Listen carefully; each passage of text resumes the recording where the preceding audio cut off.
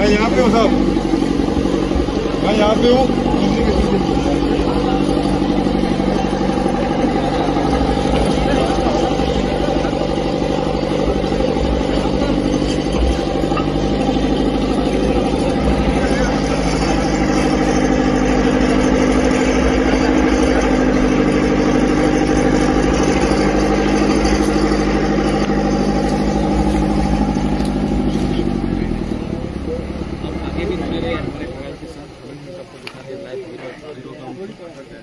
Ground zero से आपको हम दिखा रहे हैं।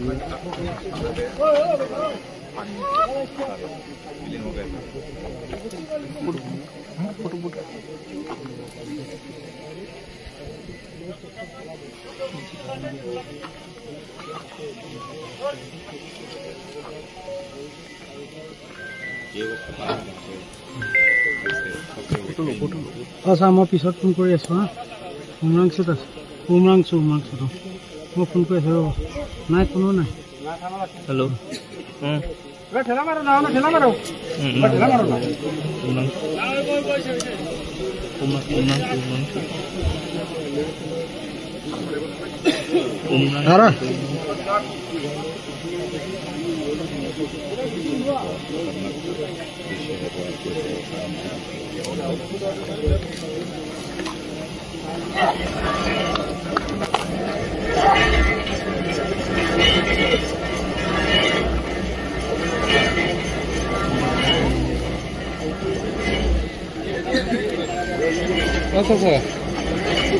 चाचा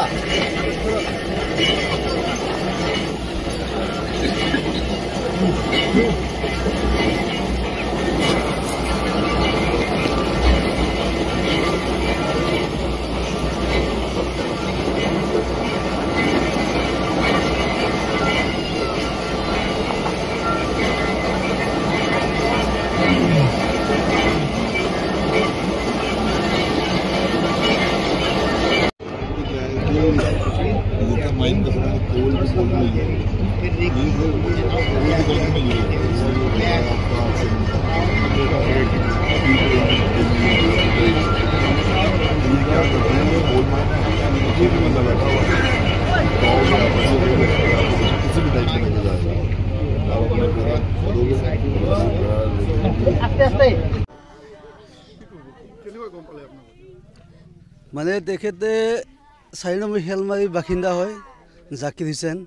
দেউতাকৰ নাম মধু শেখ তেখেতে যোৱা সপ্তাহত ঘৰৰ পৰা মেঘালয় সীমাৱৰ্তী অসমৰে কয়লা খনিত কাম কৰিবলৈ গৈছিল কাম কৰিবলৈ যোৱাৰ পিছত আমি যোৱাকালি শুনা পালোঁ মানে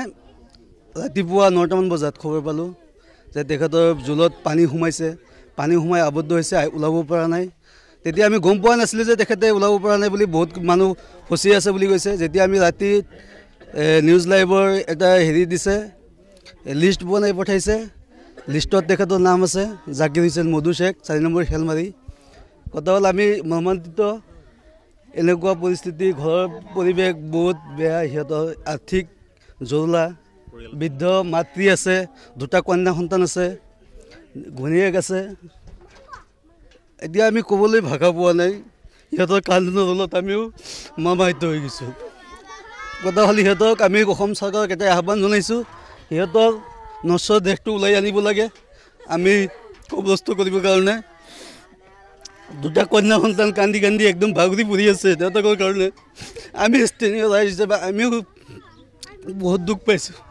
ইমান এটা দুখীয়া পৰিয়ালৰ কামৰ সূত্ৰে গৈছে এনেকৈ আবদ্ধ হৈ আছে আমি অসম চৰকাৰক আহ্বান জনাইছোঁ হিমন্ত বিশ্ব শৰ্মা ডাঙৰীয়াক